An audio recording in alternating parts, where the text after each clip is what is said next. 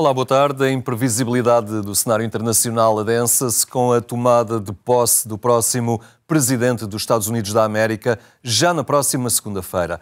As consequências do regresso de Trump à Casa Branca é o tema que vamos analisar com o jornalista da Renascença, José Pedro Frazão.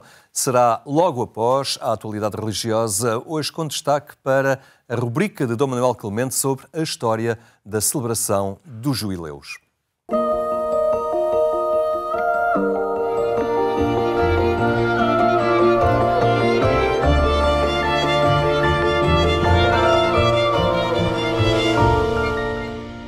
As celebrações jubilares ao longo deste Ano Santo vão marcando a agenda e inspiradas também pela história, a história dos próprios jubileus, como temos apresentado aqui em cada semana com o Dom Manuel Clemente. Cumprimento. Muito obrigado, Dom Manuel, por estar connosco e para avançarmos na história da Igreja, na história dos jubileus. E agora, Paulo, já estamos nesta cadência que vem até aos nossos dias, dos 25 a 25 anos.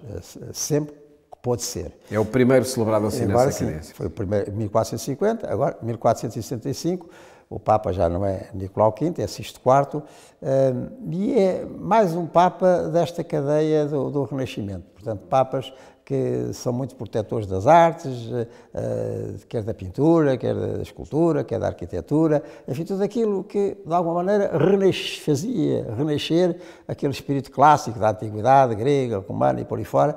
E estes papas todos da segunda metade do século XV e também do princípio do século XVI, até meados do século XVI pelo menos, são sempre papas muito renascentistas neste sentido. E que, de algum modo, não digo que ofuscam, mas contrabalançam aquele espírito muito penitencial, muito rigoroso, muito, digamos assim, transcendente que tinha caracterizado os primeiros jubileus ainda medievais. Agora já não estamos na Idade Média, enfim, a data que costuma marcar a passagem da Idade Média para a Idade Moderna é 1453, portanto, a seguir ao jubileu de que nós falámos na conversa anterior. E 1453 porquê? Porque foi a queda de Constantinopla na mão dos turcos e, portanto, o fim do Império Romano do Oriente. Isto é muito importante. Este jubileu do Papa Sisto IV vai-se ressentir disso. Vai ser um jubileu pouco concorrido em comparação com os anteriores. Havia várias guerras entre aqui os países europeus e havia, sobretudo, esta grande ameaça dos turcos, que não queriam ficar apenas por Constantinopla, que aliás passa a chamar Istambul, que é o nome que ela tem hoje, e que não ficavam por ali, quer avançando pelos Balcãs, quer aqui pelo Adriático, portanto muito perto da Itália e mesmo na Europa, quase na Europa Central. Não é? E este perigo vai marcar muito depois o que acontece nesta altura e ainda a seguir. Não é? O período turco vai ser sempre uma coisa que domina, enfim, o pensamento e o medo e os sentimentos e o receio, que tolhe muito estas realizações assim, digamos, mais multitudinárias, mais alegres, como acabavam por ser também os jubileus para aqueles que lá chegavam a Roma. Não é? Portanto, o pontificado e o jubileu de Sisto IV são muito marcados por este ambiente. Portanto, é um ambiente muito defensivo, com receio, e também, aquilo que eu já falei no programa anterior, um certo afastamento das elites em relação a este tipo de manifestações. Isto começa a surgir, já tinha surgido antes, como eu disse a propósito do jubileu do Nicolau V, e vai estar presente no jubileu do Sisto IV. Portanto, é uma cristandade à defesa, e com receio, e também dividida. E já são pronúncios daquelas maiores divisões que aconteceram no século XVI entre a cristandade ocidental. Mas isso, repito, vai estar muito presente neste jubileu. No entanto, o Sisto IV convoca o jubileu realiza-se com tudo aquilo que era habitual realizar-se, e também com aquela peste que volta, sempre que estas multidões se juntam, que vai marcando num ambiente muito pouco salubre. Quer dizer, Roma não tinha condições para... Por mais que as próprias instituições tentassem alargar, enfim, o número de hóspedes e tentassem responder mesmo aos problemas de alimento, apesar disso era muito pouco salubre como se pode imaginar, uma cidade que não era nada do que é Roma de hoje, não é? Ficar assim, cheia de multidões que vinham consecutivamente. Aliás, vinham assim por períodos, também aconteceu neste jubileu do Sisto IV. Vinham muito assim ao princípio, na altura do Natal do ano anterior, onde começam habitualmente os jubileus, depois esmoreciam um bocado, ali por volta da Páscoa voltava a aparecer, depois esmorecia outra vez, e depois lá para o fim do ano outra vez. E nessa altura também os surtos de peste vinham ao de cima. Isto é preciso ter presente, porque marca efetivamente estes jubileus. Mas o jubileu de Sisto IV tem estas duplas características. Numa Roma que já começa com muitos sinais, até monumentais, desse espírito renascentista, em contraponto com, enfim, a prática penitencial, rigorosa, etc., que era própria, enfim, dos peregrinos que se arriscavam assim tanto a chegar a Roma naquelas condições e depois também a sobreviver em Roma com a falta de condições que lá havia. Enfim, da parte do Papa e dos seus colaboradores e de outras instituições em Roma, a vontade de acolher, mas com estas dificuldades. E também no tempo dele se reconstruiu uma ponte que era muito importante, que era a ponte ali de Sant'Angelo, ao pé do castelo de Sant'Angelo, que tinha ruído no jubileu anterior, no jubileu de Nicolau V, aliás, com a morte de muita gente. É no tempo dele. Aquelas várias obras que ele faz em Roma, também se faz reconstruir essa ponte. Ou seja, é muito curioso, muito significativo este conjunto de circunstâncias tão diferenciado, não é? Por um lado, um espírito renascentista começa a vir ao de cima e uma humanidade que se quer recuperar com os cânones clássicos, quando tinha sido grande no tempo dos gregos, dos romanos, ou imaginava ter sido, e em alguns casos tinha sido mesmo. Por outro lado, a sobrevivência, sobretudo popular, deste espírito penitencial que os trazia a Roma a pedir a indulgência para ficarem totalmente purificados e garantirem o céu e dispensarem o purgatório, digamos. Enfim, tudo isto em contraste e com este problema que agora aparece e que no tempo de Sisto IV é muito forte, o receio dos turcos, porque nós não podemos esquecer que a Itália, do lado de lá, dá para o Mar Adriático, e que o Mar Adriático tinha a fronteira dos turcos agora, ali muito presente, e que não estavam para ficar onde estavam para crescer. E tanto quanto podiam, cresciam, eles acabam por vir até ao meio da Europa continental. E hoje são um país também europeu, na parte que corresponde ao nosso continente.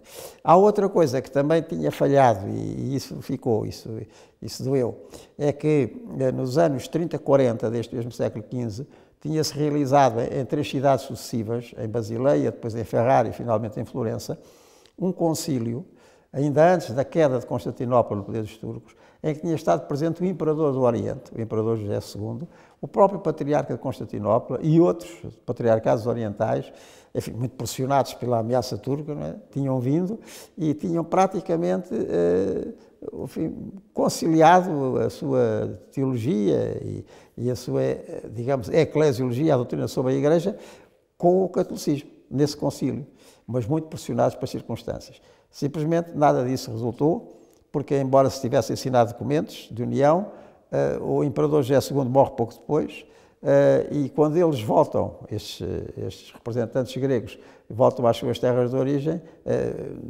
quer os monges, quer a população em geral, não gostava dos latinos e nada disso foi aceito.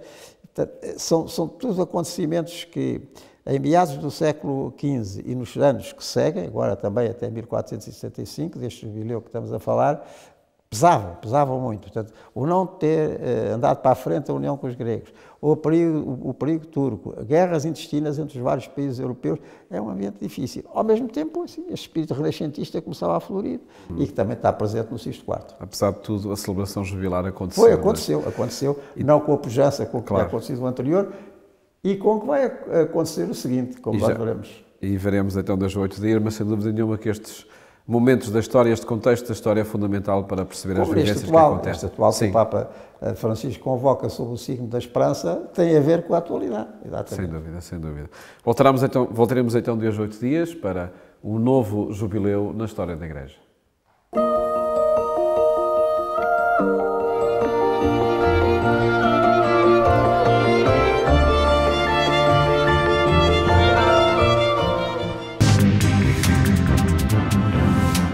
A A obra musical do padre Manuel Joaquim Geada Pinto foi agora compilada pelo seu irmão.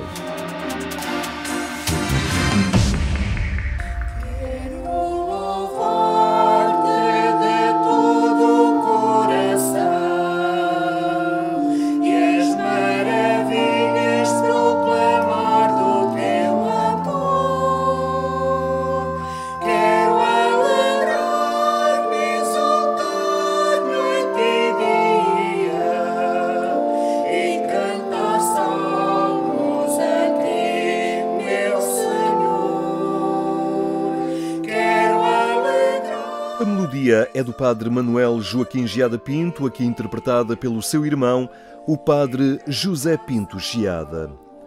O padre Manuel Joaquim Geada Pinto compôs música desde os seus últimos anos como seminarista e com apenas 3 de sacerdote, o bispo enviou-o para a Liga dos Servos de Jesus colaborar com Dom João de Oliveira Matos. E veio aqui para o Outeiro. Esteve aqui 65 anos. Pelo que a maior parte dos cantos, a quase totalidade dos cantos que ele compôs, foi aqui ao Sabistaria. Não só nesta casa, mas também noutras casas. Rovina, Rochoso, Cerdeira, mas sobretudo aqui no Outeiro, que nos tem mais a maior parte do tempo. Esta compilação musical surge nos 100 anos da Liga dos Servos de Jesus, que nasceu em 1924 na Diocese da Guarda, fundada por Dom João de Oliveira Matos. Teve como lema: é preciso que Jesus reine. Esta obra é uma associação pública de fiéis e temos que enquadrar num tempo em que as congregações religiosas, após a implantação da República, estavam bastante perseguidas, e ele disse que queria pessoas no meio do mundo em que fizessem as mesmas coisas que as congregações religiosas estavam a fazer, mas de uma maneira mais discreta. Ele até utilizava muito esta expressão: se nós estivéssemos numa cidade, que nos vestíssemos à maneira da cidade; se estivéssemos numa aldeia, que nos vestíssemos à maneira da aldeia. Ele o que queria era que nós fôssemos fermento no meio do mundo. O padre Manuel Geada Pinto dedicou a sua vida ao trabalho pastoral na Liga dos Servos de Jesus. O Sr. Padre Manuel Geada Pinto foi um servo externo que veio para aqui. Eu própria lhe ouvi dizer que ele um dia que se virou para o Sr. Dom João e que ele disse: Sr. Dom João, se me deu a casa do Outeiro por castigo, também quero saber o que é que eu fiz. Se me deu por prémio, também eu dispenso, porque talvez a vida também não fosse muito fácil. Nos anos 50, ter uma casa tão grande, à sua responsabilidade. Eu acho que o Sr. Padre Manuel Geada Pinto encarnou totalmente o espírito do Sr. Dom João. Na presença dos anjos vos louvarei, Senhor, o livro que reúne agora a obra musical litúrgica do Padre Manuel Joaquim Geada Pinto. Pode acompanhar a atualidade religiosa no portal informativo da Igreja Católica em Portugal, agência.eclésia.pt. Temos connosco o jornalista da Renascença José Pedro Frazão para nos ajudar a entender o que esperar do próximo inquilino da Casa Branca, a poucos dias da tomada de posse de Donald Trump. Já Pedro, obrigado pela sua presença aqui entre nós. O que esperar, ou se calhar o mais correto, é reservar mesmo espaço para a surpresa? Provavelmente. Estamos a falar de alguém que não é um político normal. Estamos a falar de alguém que é, sobretudo, um empresário e que faz política como um empresário. Na verdade, algumas declarações que ouvimos de Trump fazem parte quase de um jogo de palavras, de um jogo negocial, digamos assim, onde até há lugar para algum bluff, alguma ameaça que não passa da retórica e, por vezes, sim, posições muito radicalizadas. É preciso olhar para Trump como um CEO de uma empresa. Não é por acaso que ele chama pessoas do seu círculo empresarial para algumas áreas. O próximo embaixador dos Estados Unidos, em Lisboa, é um empresário do setor automóvel de 60 anos, não é um diplomata. E, portanto, ele precisa de alguém com estas características. E é por isso também que chamou Elon Musk para o pé de si, porque é alguém que entende a linguagem do dinheiro, porque é o homem mais rico do mundo e tem uma natureza empresarial. Isto é muito importante para entendermos o que diz Trump e o que não diz. Desse ponto de vista, de facto, a incerteza vai marcar todo este mandato, acho eu. Depois há também uma aura de messianismo, digamos, em torno de Trump. Desde a campanha eleitoral, que o víamos quase como um enviado de Deus, esta ligação ao religioso também sobressaía muito. Desse ponto de vista, é algo que tem muito a ver com a componente norte-americana de ver, da sociedade norte-americana. É um tema sensível.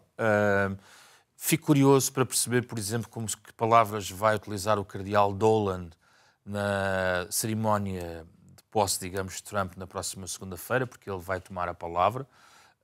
É interessante ver sob esse ponto de vista, mas mais do que isso gostaria de ver como alguém que joga também alguns valores consoante os interesses. É o caso da imigração e a forma como se expressa em relação à imigração decorre exatamente dos interesses económicos ou não que estão em causa. Desse ponto de vista, uma das primeiras equações de Trump é interna e não externa. Nós olhamos externamente, mas a lista de trabalhos de Trump interna é muito relevante, tem a ver com a estabilização da economia. E quando Trump, por exemplo, propõe, no fundo, bloquear aquilo que é a importação chinesa de produtos, está a fazer uma grande aposta no sentido de perceber se os Estados Unidos, por si, conseguem esse tipo de resultados económicos sem o interesse chinês estar presente.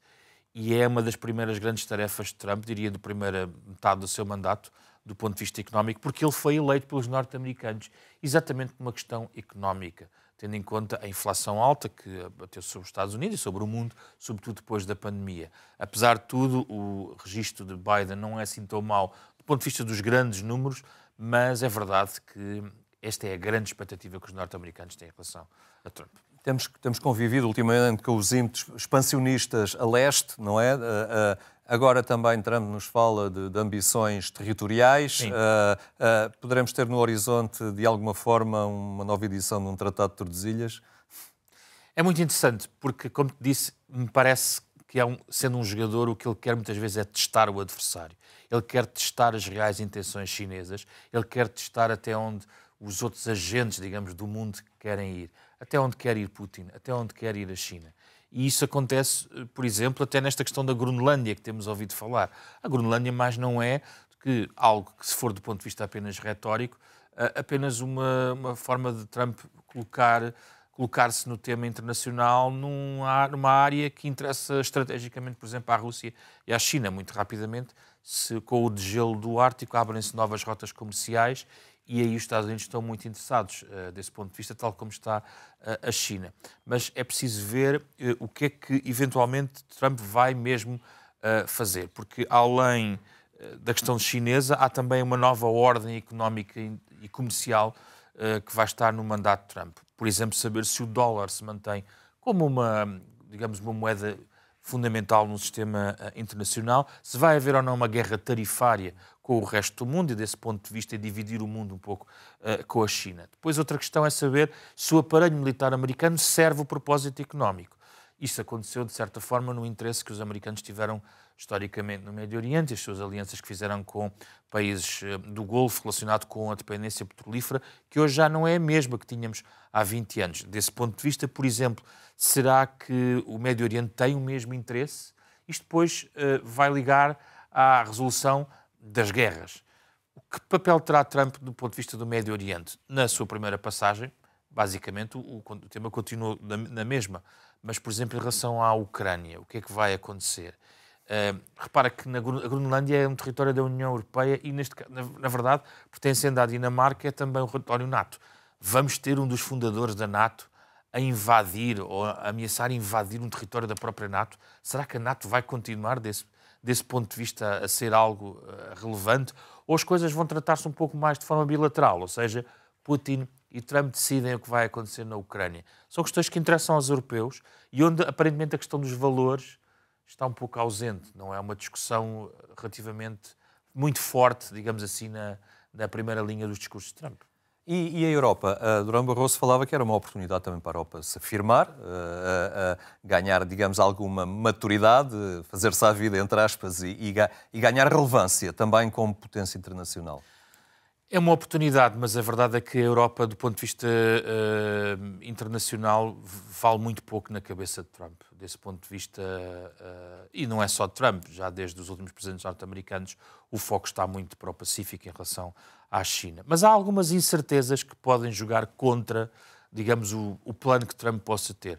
Uma delas que eu poderia eventualmente alvitrar tem a ver com a própria a incerteza da possibilidade da guerra bater à porta dos norte-americanos por razões trágicas. Eu lembro-me que quando George W. Bush foi para a Casa Branca no início deste milénio, deste século, também tomou posse na ideia de não continuar um intervencionismo americano em áreas como o Médio Oriente, até aqui a Europa. Tivemos uma guerra nos Balcãs nos anos 90. Mas tudo mudou no dia 11 de setembro e às vezes pode um conjunto de eventos podem mudar completamente. Eu acho que o pior que pode acontecer ao plano de Trump é uma guerra, porque Trump também disse aos norte-americanos que ele é o presidente da paz e não é o presidente de guerra. Muitos americanos com quem falei durante a campanha diziam que nunca houve guerra durante o tempo de Trump. Ou seja, os americanos não estavam, digamos, com soldados como estiveram no Afeganistão e noutros pontos. É preciso ver que ele não domina propriamente a história e isso pode não acontecer. Isso pode também dar um novo input, um novo impulso à questão do Médio Oriente, porque, efetivamente, pode Trump não querer investir, mas as circunstâncias poderem levar para aí. Quanto à Europa, eu acho que deve preparar-se, ao contrário, para ter um mau bocado, porque o interesse de Trump pelo Atlântico está, por exemplo, mais na Groenlândia do que propriamente na fachada, onde Portugal, por exemplo, está na primeira linha. Muito bem, José Pedro Frazão, muito obrigado por esta partilha. Vamos aguardar então pelos próximos tempos. É tudo por hoje. Obrigado pela sua atenção. Tenha então uma muito boa tarde e até amanhã, se Deus quiser.